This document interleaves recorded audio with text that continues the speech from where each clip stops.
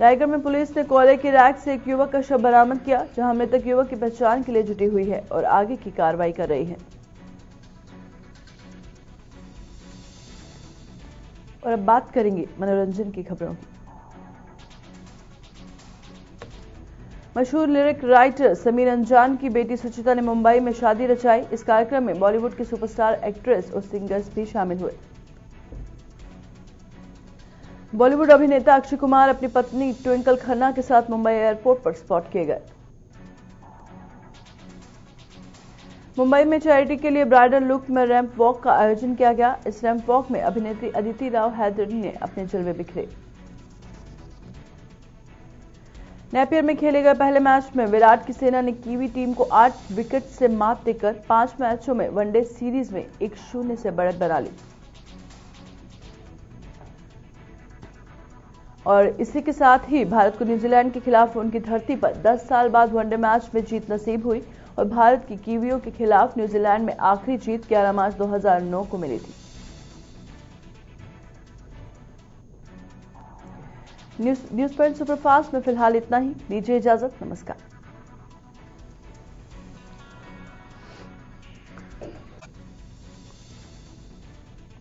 नमस्कार, आप देख रहे हैं जीके 24/7 न्यूज और मैं हूं प्रियंका आपके साथ। न्यूज पॉइंट सुपरफास्ट में आपका स्वागत है। तो चलिए शुरुआत करेंगे राष्ट्रीय खबरों से।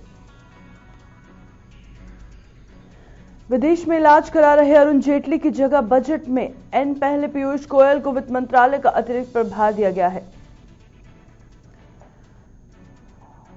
प्रधानमंत्री नरेंद्र मोदी की सलाह पर पीयूष गोयल को ये जिम्मेदारी दी गई और माना जा रहा है कि अरुण जेटली की बीमारी के चलते ये फैसला लिया गया। बता दें कि 1 फरवरी को बजट पेश होना है और इस बार का बजट पीयूष गोयल ही पेश करेंगे। जेटली अब स्वास्थ्य सही न होने तक बिना किसी मंत्रालय के मंत्री रहेंगे। बीते हफ्ते वित्त मंत्री अरुण जेटली को इलाज के लिए अचानक अमेरिका का रुख करना पड़ा था। हालांकि वे 1 फरवरी को अंतिम बजट से पहले देश लौट आएंगे। दिलशाद गार्डन से नया बस अड्डा मेट्रो फेज 2 कॉरिडोर की संशोधित डीपीआर को केंद्र की हुई कैबिनेट बैठक में मंजूरी मिल गई है। लगभग 10 किलोमीटर लंबे कॉरिडोर की 1781.21 करोड़ की संशोधित डीपीआर को मंजूरी मिलते ही केंद्र सरकार के अंशदान का 324.87 करोड़ रुपए जीडीए को मिलना तय हो गया है। मेट्रो कॉरिडोर के संचालन में अब केवल रूट सेफ्टी क्लियरेंस के लिए कमिश्नर मेट्रो रेलवे सेफ्टी की टीम का फाइनल निरीक्षण बाकी रह गया। लोकायुक्त की तरफ से विधायकों को मिले नोटिस पर राजनीति तेज हो गई है। भाजपा ने इसे लेकर आम आदमी पार्टी पर निशाना साधा है। विधानसभा नेता प्रतिपक्ष विजेंद्र गुप्ता ने कहा कि लोकायुक्त के विधायकों को दिए जाने वाले नोटिस से आपका अराजकतावादी, अलोकतांत्रिक व असंवैधानिक चेहरा बेनकाब हो गया। गणतंत्र दिवस समारोह के चलते दिल्ली मेट्रो की पार्किंग कल शाम 6 बजे बंद हो जाएगी और 26 जनवरी को दोपहर 2 बजे तक बंद रहेगी। लोकसभा चुनावों के पास आते ही राजनीतिक पार्टियां गठबंधन करने पर लगी हुई हैं और पीएम मोदी को धूल चटाने की कोशिश कर रही हैं। दिल्ली सीएम अरविंद केजरीवाल ने कहा कि लोकसभा चुनाव में नरेंद्र मोदी और अमित शाह की जोड़ी को हराने का ऐलान करने वालों को अपना समर्थन देने का ऐलान किया है। पश्चिमी विक्षोभ सक्रिय होने से पंजाब, हरियाणा, दिल्ली से हुई बारिश से न्यूनतम व अधिकतम तापमान में गिरावट हुई है, जिससे दिल्ली एनसीआर में एक बार फिर ठिठुरन बढ़ गई है। दिल्ली में बुधवार को बड़ा सड़क हादसा हो गया, जहां नंद विहार इलाके में 2 गाड़ियों की टक्कर और फिर इसमें लगी आग की चपेट में आने से इसमें सवार 3 लोगों की मौत हो गई। लोगों का कहना है कि इको स्पोर्ट्स कार डिवाइडर को तोड़ते हुए सड़क के दूसरी तरफ आ गई और ओमनी वैन से टकरा गई और दोनों गाड़ियों के टकराने से आग लग गई। वेनेजुएला में सरकार के खिलाफ चल रहे विरोध प्रदर्शनों के बीच अमेरिकी राष्ट्रपति डोनाल्ड ट्रंप ने विपक्षी नेता खुआन ग्वाइडो को अंतरिम राष्ट्रपति के तौर पर मान्यता दी। वेनेजुएला में हजारों लोग मौजूदा राष्ट्रपति निकोलस मादुरो के खिलाफ विरोध प्रदर्शन कर रहे हैं। खुआन ग्वाइडो ने इनको खुद देश का कार्यकारी राष्ट्रपति घोषित किया। स्विट्जरलैंड के दावेस में मत की बैठक शुरू हो गई है। बैठक ऐसे समय में आयोजित हो रही है जब दुनिया में कई मुद्दों पर मतभेद चल रहा है और कई देशों के आपसी रिश्ते भी संकट में हैं। टकराव के बारे में ग्लोबल रिस्क रिपोर्ट कहती है कि अमेरिका और चीन के बीच जारी तनातनी 2019 में अंतर्राष्ट्रीय सहयोग में गिरावट लाएगी। आर्थिक तंगी से जूझ रहे पाकिस्तान को आखिरकार यूएई पाकिस्तान को $3 अरब देने को हामी भर दी है। दोनों देशों के बीच इस राहत पैकेज पर हस्ताक्षर हुए हैं। और अब रुख करेंगे उत्तर प्रदेश की खबरों का। यूपी के वाराणसी में प्रवासी भारतीय कार्यक्रम के दौरान बीजेपी सांसद और मशहूर नृत्यांगना हेमा मालिनी ने शानदार प्रस्तुति दी।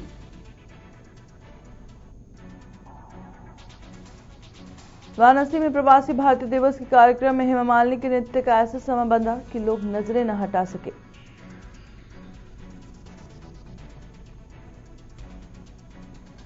और इस दौरान विदेश मंत्री सुषमा स्वराज, यूपी के राज्यपाल राम नाईक और सीएम योगी आदित्यनाथ भी मौजूद रहे। मुरादाबाद में जहां एक तरफ बेटी बचाओ बेटी पढ़ाओ अभियान को लेकर कार्यक्रम किया जा रहा है, वहीं स्कूल में छात्राओं को जमीन पर बैठकर एग्जाम देना पड़ रहा है। इतना ही नहीं, स्कूल में लगे लाउडस्पीकर से बेटी बचाओ बेटी पढ़ाओ का संदेश दिया जा रहा है, जिससे एग्जाम देने वाली छात्राओं को परेशानी उठानी पड़ रही है। यूपी के मुख्यमंत्री योगी आदित्यनाथ गायों के रखरखाव की दावों की सारी पोल खुल गई। गौशाला में 200 से अधिक गाय हैं, लेकिन यहां गायों की स्थिति दयनीय है। उन्हें भरपेट भोजन तक नहीं मिल पाता। गायों की सेवा में लगे संत योगी शंकर ने कहा कि उन्होंने सरकार से कई बार मदद की गुहार लगाई, लेकिन किसी ने मदद के लिए हाथ आगे नहीं बढ़ाए। मऊ में कुछ दबंगों ने एक लड़की को छेड़छाड़ करने की कोशिश की और वहीं पीड़िता ने जब पुलिस में शिकायत करने के लिए पहुंची तो पुलिस वालों ने न्याय दिलाने के बजाय उसे भगा दिया। मऊ में आरटीआई कार्यकर्ताओं की हत्या के मामले में कोई कार्रवाई नहीं करने पर विश्व हिंदू परिषद के कार्यकर्ताओं और पदाधिकारियों ने पुलिस अधीक्षक कार्यालय पर जमकर धरना प्रदर्शन किया। प्रयागराज में संत मोरारी बापू ने कहा कि राम मंदिर मुद्दे का समाधान कोर्ट के माध्यम से हो जाए तो बहुत अच्छा होगा। मथुरा में दहेज की मांग पूरी नहीं होने पर दुल्हा बारात लेकर नहीं पहुंचा, जहां दुल्हा गाजियाबाद के थाना साहिबाबाद में एसआई के पद पर तैनात है। सिद्धार्थनगर में उप जिला अधिकारी ने कैंप लगाकर लोगों की समस्याएं सुनी, जहां स्थानीय लोगों ने राशन डीलर पर राशन नहीं देने का आरोप लगाया।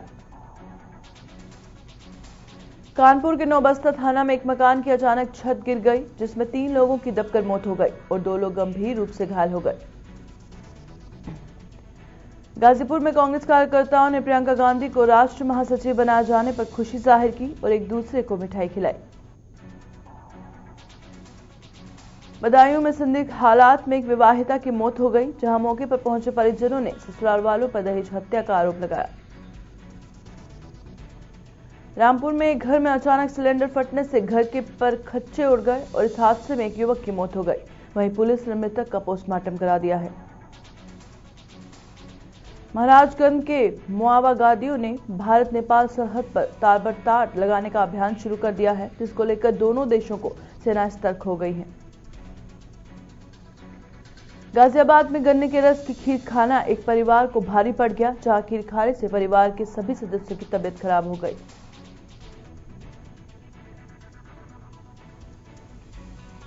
सहारनपुर पुलिस ने चेकिंग के दौरान 90 पेटियां अवैध शराब जब्त की है और शराब की कीमत 22 लाख रुपए बताई जा रही है, जहां 2 तस्करों को भी गिरफ्तार किया गया है। अंबेडकर नगर में प्रधानमंत्री आवास योजना में भ्रष्टाचार का मामला सामने आया है, जहां आवास देने के नाम पर जांच अधिकारी पैसे मांग रहा है। और अब रुक करेंगे पंजाब और हरियाणा की खबरों का। पंजाब के मोगा में 150 किलो शराब पोस्ट के साथ पुलिस ने एक आरोपी को गिरफ्तार किया। पुलिस अधिकारी ने बताया कि ये लोग दूसरे राज्यों से शराब पोस्ट लाकर बेचते हैं। अमृतसर में कुत्तों ने एक लड़की के ऊपर हमला कर दिया। इस हमले में लड़की गंभीर रूप से घायल हो गई। पूरा मामला सीसीटीवी में कैद हो गया। हरियाणा के रेवाड़ी में एनएचएम कर्मचारी अपनी मांगों को लेकर सरकार के खिलाफ नारेबाजी की और साथ ही सीएमओ को एक ज्ञापन भी सौंपा। करनाल में सीएम मनोहर लाल के विधानसभा क्षेत्र के बेटी बचाओ बेटी पढ़ाओ अभियान के तहत कारगर कदम उठाकर लिंगनुपात में प्रदेश में दूसरा स्थान हासिल किया है। भिवानी में युवक ने ग्रुप डी के चयन पर सवाल उठाया। वहीं युवक ने सीएम विंडो पर शिकायत देकर हाईकोर्ट से जांच की मांग की। जींद उपचुनाव को लेकर रामविलास शर्मा ने कहा कि हरियाणा का महाकुंभ जींद में बीजेपी की जीत पक्की है। कांग्रेस शुरू से ही मुकाबले से बाहर है। अंबाल में अक्टूबर महीने में हुई ओलावृष्टि से किसानों की फसलें पूरी तरीके से तबाह हो गई थी। वहीं किसानों को इसका मुआवजा तो मिला, लेकिन इससे वो नहीं खुश दिखाई दिए। पंजाब में अध्यापकों के धरने की अगुवाई कर रहे 5 अध्यापकों को शिक्षा मंत्री ने टर्मिनेट कर दिया। अध्यापकों में कई दिनों से धरना प्रदर्शन कर रहे थे। फिलौर की पुलिस ने रामस्वरूप हत्याकांड के मामले में मुख्य आरोपी सरबजीत सिंह को गिरफ्तार किया। गिरफ्तार किए गए आरोपी के खिलाफ 1.5 दर्जन के करीब हत्या मारपीट के मामले दर्ज किए गए। पंजाब के मुख्यमंत्री कैप्टन अमरिंदर सिंह ने रेल मंत्री पीयूष गोयल से बात करके नई दिल्ली से अमृतसर वाया सुल्तानपुर लोधी तक प्रकाश पर्व एक्सप्रेस ट्रेन चलाने की मांग की है। करनाल में एक तेज रफ्तार बस पलट गई। बस में सवार सभी यात्री को सुरक्षित बाहर निकाला गया। बताया जा रहा है कि बस चालक की लापरवाही के कारण यह हादसा हुआ। पंजाब के बरनाला में कुछ दबंगों ने एक महिला को लेन देन का झांसा देकर महिला के साथ गैंगरेप करने की कोशिश की। वहीं महिला ने किसी तरह भागकर अपनी जान बचाई। करनाल में हुई बरसात में प्रशासन की पोल खोल गई है। बारिश होने से शहर की सड़क दलदल में तब्दील हो गई। पंजाब के फरीदाकोट में पुलिस ने चोरी करने वाले गिरोह का पर्दाफाश किया। पुलिस ने इस गिरोह के 7 सदस्यों को गिरफ्तार किया। फरीदकोट में पुलिस ने गुप्त सूचना के आधार पर नशा तस्कर गिरोह के 5 सदस्य को गिरफ्तार किया और साथ ही पुलिस ने आरोपियों के पास 300 नशे की गोलियां और 20 ग्राम हेरोइन भी बरामद किया। और अब एक नजर डालेंगे बिहार और झारखंड की खबरों पर। झारखंड के रामगढ़ में हजारीबाग डीआईजी ने प्रेस कॉन्फ्रेंस कर पुलिस की कार्रवाई की और जानकारी दी, जहां उन्होंने कहा कि अलग अलग मामलों में 2285 आरोपी गिरफ्तार किए गए हैं। झारखंड के सिमडेगा नक्सल प्रभावित क्षेत्र में पुलिस ने महिला हॉकी टूर्नामेंट का आयोजन कराया गया, जिसमें महिला खिलाड़ियों ने बढ़ चढ़कर हिस्सा लिया। झारखंड के धनबाद में जमानत पर छूटे संतू सिंह ने मेयर विधायक पर साजिश करने का आरोप लगाया, जहां उन्होंने कहा कि एमएलए पद के लिए दावेदारी की जाएगी। झारखंड के जामताड़ा में नेताजी सुभाष चंद्र बोस की जयंती धूमधाम से मनाई गई, जहां स्थानीय लोगों ने नेताजी की प्रतिमा पर माल्यार्पण किया। झारखंड के धनबाद में एक शिक्षक ने छात्र की पिटाई कर दी, जिससे छात्र घायल हो गया और वहीं मौके पर पहुंचे छात्र के परिजनों ने जमकर हंगामा किया। बिहार के मुजफ्फरपुर में गॉर्बेट ऑटो टिप्पर घोटाले की जांच के लिए 3 सदस्यीय टीम नगर निगम पहुंची, जहां निगम कर्मचारियों से घंटों पूछताछ की गई। ईवीएम पर छिड़े विवाद पर बिहार के मुख्यमंत्री नीतीश कुमार ने बोलते हुए कहा कि ईवीएम पूरी तरह ठीक है, वीवीपैट की व्यवस्था हर बूथ पर रहेगी, कोई समस्या नहीं होगी। नीतीश ने कहा कि मैं ईवीएम के बारे में कही जा रही बातों से सहमत नहीं। ईवीएम ने लोगों के वोट के अधिकार को मजबूती दी है। राजद सुप्रीमो लालू प्रसाद यादव के बड़े बेटे तेज प्रताप यादव नए अंदाज में दिखे। उन्होंने पटना में समर्थकों के बीच जमकर क्रिकेट खेला। बिहार में बेरोजगारों के लिए अच्छी खबर है। यहां आयुष्मान भारत योजना के तहत बंपर बहाली निकलने वाली है। और अब बात करेंगे मध्य प्रदेश की खबरों की। मध्य प्रदेश के नागदा में पुलिस ने मुखबिर की सूचना पर अवैध शराब बरामद की है, जहां छापेमारी में अवैध शराब के 7 आरोपियों को गिरफ्तार किया गया। वहीं परिवार के मुखिया सन्नू को गंभीर हालत में अस्पताल में भर्ती करवाया गया। पुलिस को घटनास्थल पर कोई सुसाइड नोट नहीं मिला। इसे लोग दिल्ली के बुराड़ी कांड से जोड़कर देख रहे हैं। पुलिस के मुताबिक छत्तीसगढ़ निवासी 25 वर्षीय सन्नू भूरिया परिवार के साथ किराए के मकान में रहता है और उसका घर पिछले 2 दिन से बंद था। आसपास के लोगों को शक हुआ तो उन्होंने दरवाजा खटखटाया, लेकिन किसी ने जवाब नहीं दिया। मध्य प्रदेश के पथरिया से बीएसपी विधायक रमाबाई अहिवार ने कमलनाथ सरकार को चेतावनी देते हुए कहा कि अगर उन्हें मंत्री पद नहीं मिलता है तो उनका हाल भी कर्नाटक जैसा होगा। रमाबाई ने कहा कि सरकार बनाते समय कांग्रेस ने वादा किया था कि हमें मंत्री पद दिया जाएगा, लेकिन ऐसा कुछ नहीं हुआ। कांग्रेस जल्द से जल्द अपना वादा पूरा करे, क्योंकि मैं नहीं चाहती कि यहां कर्नाटक जैसे हालात बने।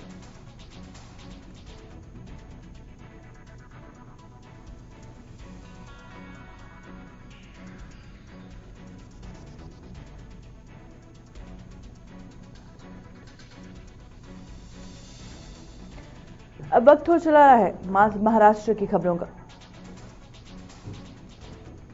गणतंत्र दिवस से पहले महाराष्ट्र एंटी टेररिस्ट कोर्ट ने एक बड़ी कार्रवाई की। एटीएस ने मुंबई से सटे थाने जिले के मुंब्रा से 4 और औरंगाबाद से 5 संदिग्धों को गिरफ्तार किया। महाराष्ट्र एटीएस ने जिन संदिग्धों को गिरफ्तार किया है वे सभी बेंगलुरु के पॉपुलर फ्रंट ऑफ इंडिया के बताए गए हैं। संदिग्धों के आईएसआईएस मॉड्यूल पर काम करने की आशंका जताई जा रही है। महाराष्ट्र मंत्रिमंडल ने शिवसेना संस्थापक बालासाहेब ठाकरे के स्मारक के लिए 100 करोड़ रुपए की मंजूरी दे दी है। ये स्मारक मुंबई में शिवाजी पार्क के पास बनेगा। महाराष्ट्र में पद्मावत फिल्म पर जबरदस्त विरोध करने वाली करणी सेना ने एक बार फिर कंगना रनौत पर हमला बोला। करणी सेना ने कंगना रनौत के घर पर प्रदर्शन करने की धमकी दी है। महाराष्ट्र के जोगेश्वरी में चलते कार में अचानक आग लग गई और सूचना मिलते ही पुलिस मौके पर पहुंची और कड़ी मशक्कत के बाद आग पर काबू पाया। भारतीय शेयर बाजार बढ़त के साथ बंद हुआ और कारोबार के अंत में सेंसेक्स 36 अंक बढ़कर 36,480 पर और निफ्टी 8 अंक बढ़कर 10,931 पर बंद हुआ। डॉलर के मुकाबले रुपए की शुरुआत जोरदार तेजी से के साथ हुई। रुपया 27 पैसे बढ़कर 71.17 के स्तर पर पहुंच गया। पेट्रोल और डीजल के दाम कम होने का नाम ही नहीं ले रहे। दिल्ली में पेट्रोल 13 पैसे प्रति लीटर महंगा हुआ और वहीं डीजल के दाम 19 पैसे प्रति लीटर की बढ़ोतरी हुई है। दिल्ली सराफा बाजार में सोना 125 रुपए चमक कर करीब 7 साल के उच्चतम स्तर 33,325 रुपए प्रति 10 ग्राम पर पहुंच गया और चांदी 250 रुपए गिरकर 29,850 रुपए प्रति किलोग्राम पर आ गई। आरबीआई के पूर्व गवर्नर रघुराम राजन ने कहा कि उपभोक्ताओं को इस दौर में कई सेवाएं काफी सस्ती व निःशुल्क मिल रही हैं। हालांकि उन्होंने सवाल किया है, देखने की बात यह होगी कि क्या ये आगे भी जारी रहेगा। अब एक नजर डालेंगे जम्मू कश्मीर की खबरों पर। जम्मू यूनिवर्सिटी के छात्रों ने वीसी और कॉलेज प्रबंधन के खिलाफ विरोध प्रदर्शन किया, जहां छात्रों का आरोप है कि पहले और तीसरे सेमेस्टर के बाद छात्रों को ही प्रवेश दिया जा रहा है। इसके चलते हाईवे पर इस समय सैकड़ों ट्रकों की कतार लगी हुई है और हालांकि प्रशासन जल्द से जल्द रास्ते को बहाल करने की कोशिश कर रहा है। जम्मू कश्मीर के राज्यपाल सत्यपाल मलिक ने सरकारी कर्मचारियों के लिए गणतंत्र दिवस समारोह में सरकारी कर्मचारियों के शामिल होने को अनिवार्य करने के संदेश का राजनीतिकरण करने का राजनीतिक दलों पर आरोप लगाया। जम्मू कश्मीर में कीड़िया में केंद्रीय सड़क एवं परिवहन मंत्री नितिन गडकरी, राज्यपाल सत्यपाल मलिक और केंद्रीय पीएमओ राज्य मंत्री डॉक्टर जितेंद्र सिंह ने पुल का शुभारंभ किया।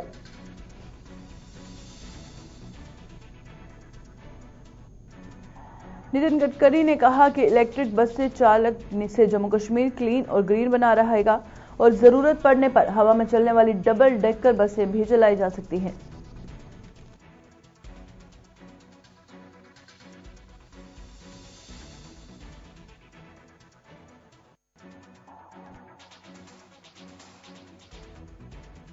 और अब नजर डालेंगे उत्तराखंड और हिमाचल की खबरों पर।